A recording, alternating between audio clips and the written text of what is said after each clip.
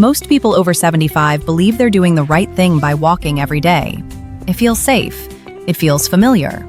And for years they've been told, just keep walking, that's enough. But here's an uncomfortable question. If walking is enough, why do so many people who walk daily still struggle to stand up from a chair, lose their balance, or fall without warning? As orthopedic surgeons, this is something we see over and over again. Not in textbooks, in real people. Walking keeps you moving, yes. But does it rebuild lost muscle? Does it sharpen balance? Does it train your body to react fast enough when you stumble? After 75, those questions matter more than step counts ever will. Here's the truth most people are never told. The body changes, and movement has to change with it. After reviewing decades of clinical cases and research from around the world, we found that most exercises help a little, but only a few actually protect independence. Today, I'm going to show you what walking misses and what to do instead. Before we begin, tell me your age and where you're watching from. And let's start with the first movement that could change how safely you age. After the age of 75, walking alone is no longer enough to protect the body from decline. While walking remains valuable for circulation and general mobility, it fails to address the specific physical changes that accelerate in later years. Muscle mass continues to shrink, reaction time slows, and balance systems weaken, often silently. Walking does not provide enough resistance to rebuild lost muscle, enough load to preserve bone density, or enough challenge to retrain the fast, stabilizing responses needed to prevent falls. Many older adults can still walk long distances, yet struggle to stand up from a chair, recover from a stumble, or remain steady on one leg. This gap is where danger begins. After 75, the greatest threats are not inactivity, but instability and weakness in key systems that walking does not train. To remain safe, independent, and confident, movement must become more intentional. Walking is helpful, but without targeted strength, balance, and stability training, it leaves critical vulnerabilities that the aging body can no longer afford. This is why many orthopedic specialists now challenge the long-standing advice that walking is enough in advanced age. The recommendation sounds gentle and reassuring, but it overlooks how the body actually changes after 75. Bones require load to stay dense. Muscles require resistance to stay alive. Balance requires deliberate instability to remain sharp. Walking provides none of these in sufficient doses.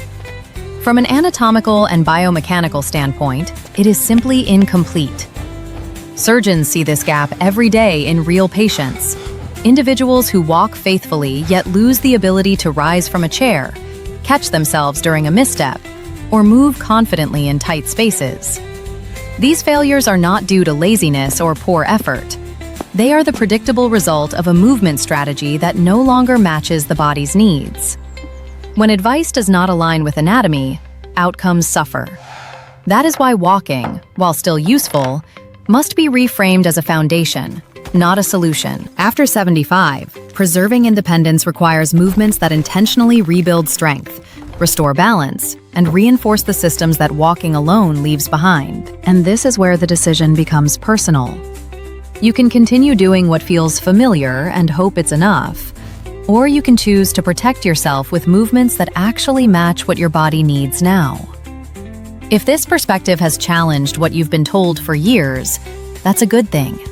It means you're paying attention. If staying independent, steady, and confident after 75 matters to you, subscribe so you don't miss the exercises and guidance that follow. Each step builds on the last, and consistency is what makes the difference. And don't hesitate to join the conversation. Leave a comment below. Tell us your age, where you're watching from, and what concerns you most right now. Balance, strength, or fear of falling. We read every comment, and your experience may be exactly what helps someone else take action before a fall forces the choice. After the age of 75, physical decline tends to accelerate in very specific ways. Strength fades faster, balance becomes less reliable, and the body's ability to react quickly to unexpected movements weakens. These changes don't happen all at once, which is why they're often underestimated. One small loss leads to another. Weaker muscles make balance harder. Slower reactions make stumbles more dangerous. And reduced confidence leads to less movement overall. This creates a quiet downward spiral that many people mistake for normal aging. In reality, it is the result of systems no longer being trained. Walking keeps the body moving forward, but it does not challenge the stabilizing muscles, fast-reacting fibers, or joint control that protect against falls. After 75, the greatest risk is not inactivity. It is relying on a form of movement that no longer addresses the body's most vulnerable points. Recognizing this shift is the first step toward interrupting decline and choosing movements that actively preserve safety, independence, and control. To address this reality, a group of experienced orthopedic surgeons took a different approach. Instead of relying on trends or popular advice, they went back to fundamentals: anatomy, biomechanics, and real-world outcomes.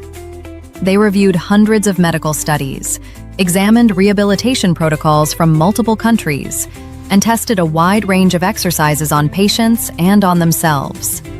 Most movements offered minor benefits. Some made no meaningful difference at all. But a small number stood out. Just 5 exercises consistently produced visible, measurable improvements in strength, balance, and stability, even in adults well past 75. These were not complicated routines or high-intensity workouts. They were precise, functional movements that targeted exactly what the aging body loses fastest.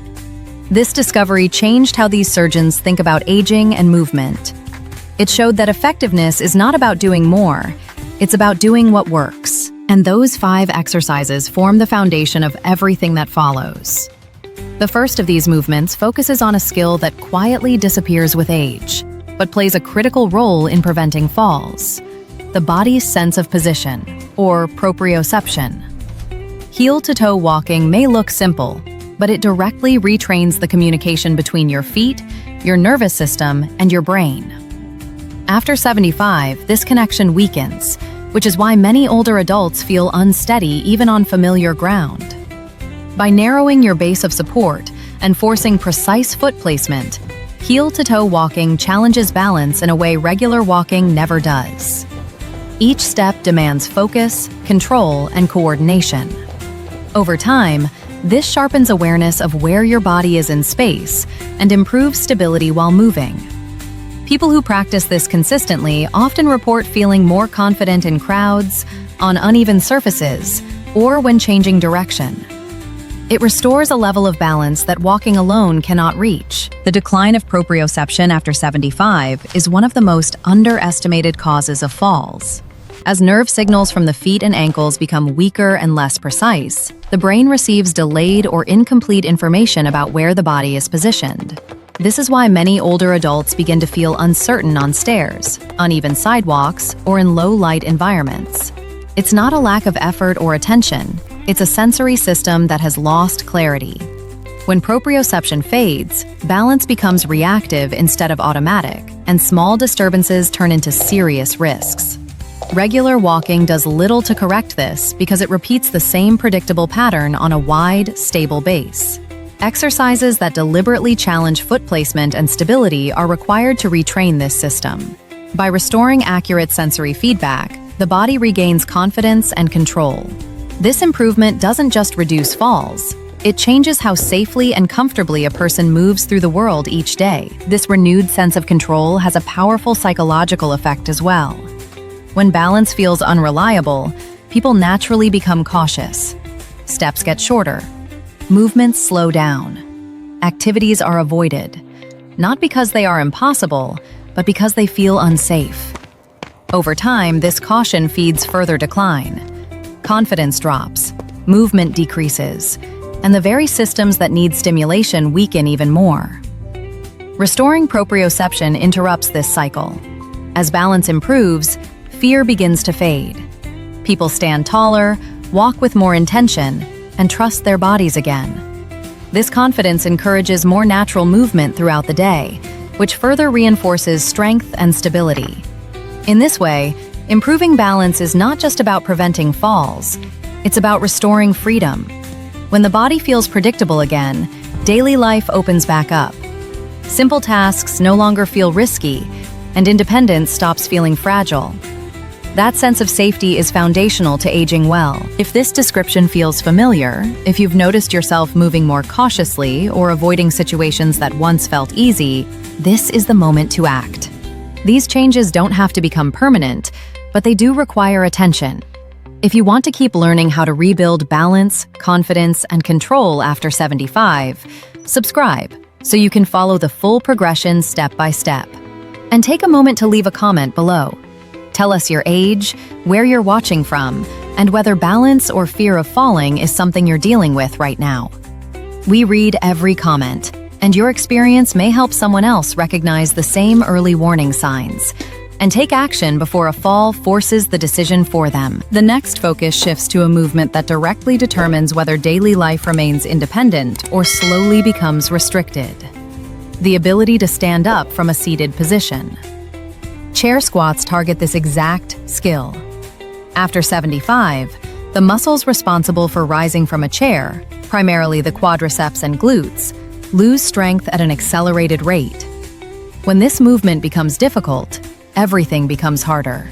Getting out of bed, standing up from the toilet, exiting a car, or rising from a dining chair. Walking does not train this pattern. Chair squats do. They place controlled load through the legs and hips in the same way the body uses them every day.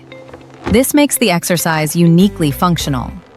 Improving this single movement often leads to rapid gains in confidence and independence because it restores something people fear losing most: the ability to get up on their own. When standing up feels secure again, daily life stops revolving around avoiding chairs and starts feeling manageable and dignified once more. What makes this ability so important is that it is closely linked to long-term independence and even survival.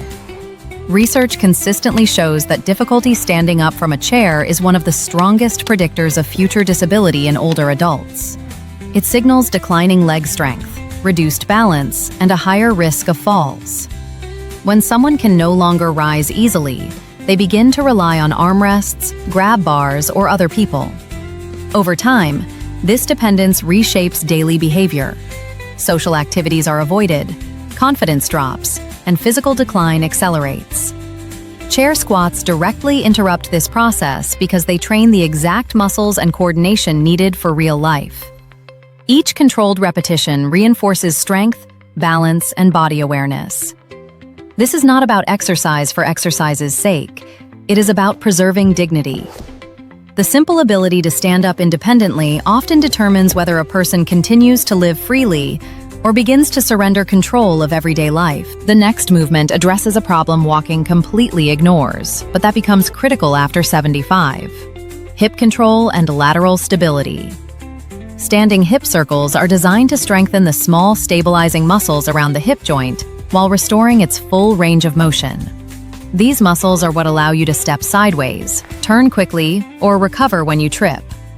When they weaken, the body loses its ability to make fast corrective movements, and falls often happen to the side, where protection is weakest. Walking only moves the hips forward and backward in a narrow pattern, leaving these stabilizers undertrained. Standing hip circles challenge the hips in every direction, forcing balance, coordination, and control to work together.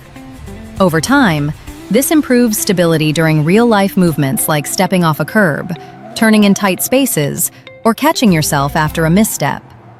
Strong, mobile hips act as shock absorbers for the entire body, making movement safer and more confident. After 75, the hips often become the hidden weak link that determines whether a stumble turns into a recovery or a fall. When hip mobility decreases and the stabilizing muscles weaken, the body loses its ability to react sideways or rotate quickly under stress. This is dangerous because most real-world falls do not happen straight forward. They happen when someone is pushed off balance to the side or twists unexpectedly. Walking does nothing to prepare the hips for these situations. It keeps movement linear and predictable, while life is not. Exercises that restore hip control retrain the body to respond in multiple directions, under instability, and with precision. As hip strength and mobility improve, People notice they feel less stuck in their movements and more capable of correcting themselves when something goes wrong. This is a critical layer of protection that walking alone cannot provide, and one of the reasons targeted training becomes essential after 75. If this has changed how you think about movement after 75, don't let the insights stop here. Understanding the problem is only the first step. Applying the right solution is what creates real change. If you want to keep learning how to protect your balance, strength, and independence with simple, proven movements, subscribe so you don't miss what comes next. And take a moment to leave a comment below. Tell us your age, where you're watching from, and which of these abilities, balance, standing strength, or hip stability, you want to improve most. We read every comment, and your response helps guide future videos. When you're ready, continue to the next video, where we'll walk you through the remaining exercises and show you how to combine them into a short, safe routine you can start using right away.